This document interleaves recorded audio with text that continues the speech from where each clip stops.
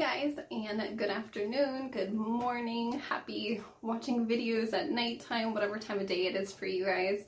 If you guys have watched my previous video on how I tracked my ovulation, this is kind of part 2 on how I got my BFP, my big fat positive pregnancy test, and how I kind of knew I was pregnant before I got my positive test.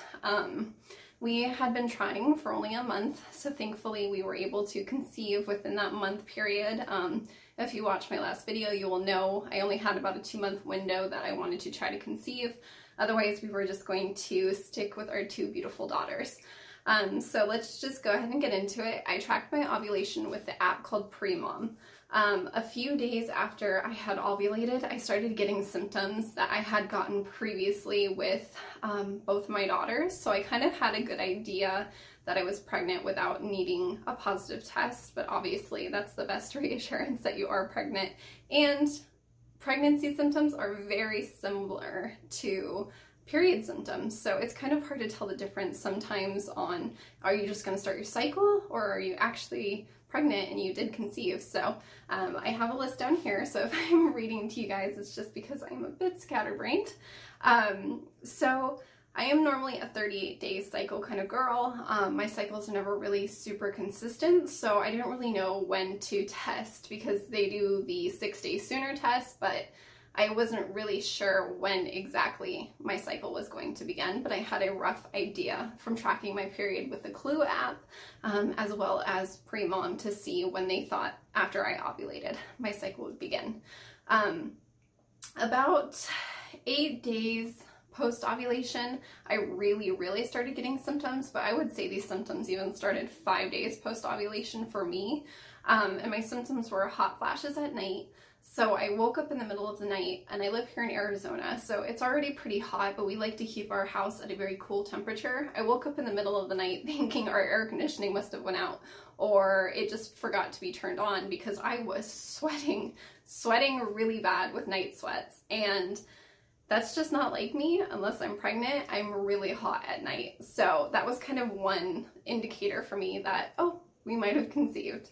The next indicator for me was hormonal acne, which I've still gotten throughout this whole time before I made this video. That started for me around 8 DPO, as well as feeling faint, like I was going to pass out from not even doing anything really crazy, just from walking around, like even just from the bed to the fridge, I felt like I was going to pass out. And in my past pregnancies, I also struggled with anemia, so that's one curiosity I have for my doctor, if the anemia is back. The next thing I had was very vivid dreams around 8 DPO. If you've ever had a pregnancy dream, you know what I'm talking about, but if not, pregnancy dreams are just extremely vivid, and they're so strange. Like, they don't make sense. Like, they're either horror dreams, or pregnancy dreams, or just very graphic, vivid dreams. And I was having that around 8 DPO, and I'm still having them to this day randomly. The last thing I had was gas pains. I felt like my stomach was already starting to bloat around 7 or 8 DPO, and so that's kind of when I knew, okay, maybe I should start testing. My first test I took was 8 DPO, and it was negative. It was a first response test. The next test that I took was 9 DPO on the 11th of this month. Now, you probably can't even see it because the line was so freaking faint. It was one of those lines, yeah, you probably can't see, it's right there. One of those lines that you're like, is that positive, or am I just crazy looking for a positive? That was my test from yesterday. This is 9 DPO. You can see the faint line, but this is also not a fresh test, so I mean, some people are worried about that and they're like, ignore it, it might be an evap line, but this line showed up right away. This was the first response 6 days sooner test, and this was 5 days from my missed period.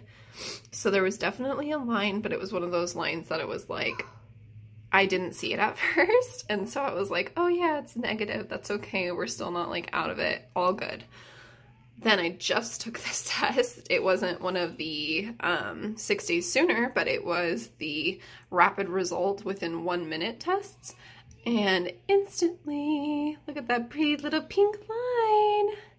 All right, we got a baby in the belly. But it definitely was a positive, and it showed up 3 minutes after taking the test, and I saw it and I was like, okay, I'm not gonna get too excited because it is a faint line, and you know us ladies when we're excited. The next test that I took the next day this was a pack, by the way, of 3. It's a 6 days sooner, 3 days sooner, and then double check digital test. The next one I took the next day on the 12th was a for sure positive after 3 minutes, and this was 10 DPO, days past ovulation. So I had already been getting my symptoms on the 8th, so I kind of knew. And then I had this digital test that is now not working anymore, but this was the same day later on that night, so not even with first morning pee, and it is positive. I will put a picture of it in here somewhere. Wow. And then after I got my positive test, I started getting more and more symptoms. So the symptoms I was having were continuing, but the only thing that was added on is after I got the positive test around 12 DPO, like right before my cycle was about to start, my feet started swelling really bad for no reason. And this just always happens to me in my pregnancy. I don't know why. It's not even like bigger swelling. It's just like all my blood pulls to my feet if I stand for too long, and they turn very red. So that was a weird symptom that I've always had with my pregnancy. And then bloating, like painful bloating and tinging pains on my left side. I do believe that the baby is implanted on the left side because I just always feel the pain there. And even now, being 5 weeks pregnant, I can feel it when I lay on the left side. I feel like I'm squishing what is a tiny little baby, more so my uterus. I feel like I'm squishing my uterus on that side. It just hurts. But I think that's pretty much it for my symptoms and everything that I had. I will say, if you guys saw the ovulation video, you'll know that I did get this ovulation test that came with the pregnancy tests in it. This did not show up until the day of my cycle that it was due, so I want to say about 6 days after the first responses.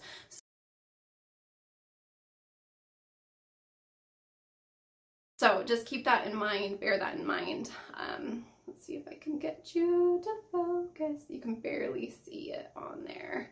And then I only use these now to track my progression on how my HCG levels are going up.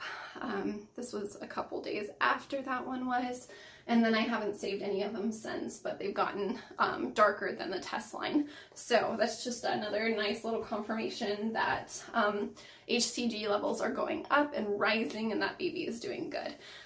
So those are my pregnancy symptoms that I had before I got my big positive, and I'm just curious what you guys felt and how you guys really knew that you guys were pregnant before you got your big positive, or if you're trying to conceive right now. Let me know in the comments down below and we can kind of talk about it. Thank you guys so much for watching this video. Like I said, I'm about 5 weeks pregnant now, and I have my doctor's appointment in about 2 weeks to hopefully do a scan. So I will hopefully get you guys an update here pretty soon. We'll talk to you guys later. Bye.